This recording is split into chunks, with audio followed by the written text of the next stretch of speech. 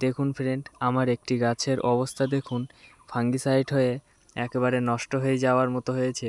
তো ফ্রেন্ড, আমি এখনই এর ট্রিটমেন্ট শুরু করব। দেখুন ফ্রেন্ড, আমি পুরো গাছটিকে আগে ভালোভাবে পরিষ্কার করে নিয়েছি।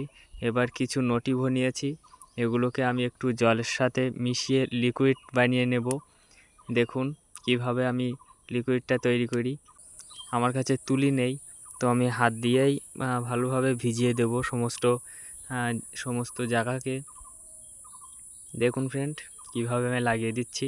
আপনাদের গাছেও যদি এমন হয়ে থাকে তাহলে নোটিভো কিংবা সাব পাউডার যে কোনো একটি ব্যবহার করতে পারেন, দুটোই ভালো। তো ফ্রেন্ড দেখুন, গাছগুলোতে কিন্তু প্রচুর পরিমাণে ফুল জ্বালিয়ে আসে। এই সময় যদি নষ্ট হয়ে যায় খুবই খারাপ লাগে। তো ফ্রেন্ড, আমি বাকি লিকুইডটুকু ব্যারেলে ঢেলে সমস্ত গাছগুলোতে স্প্রে করে দেব। দেখুন, যাতে অন্য কোনো জায়গায় আর পচলা না লাগে। দেখুন, ফাঙ্গিসাইড যাতে আর আক্রমণ না করে সেই জন্য সমস্ত গাছগুলিকে এভাবে ভিজিয়ে দেব।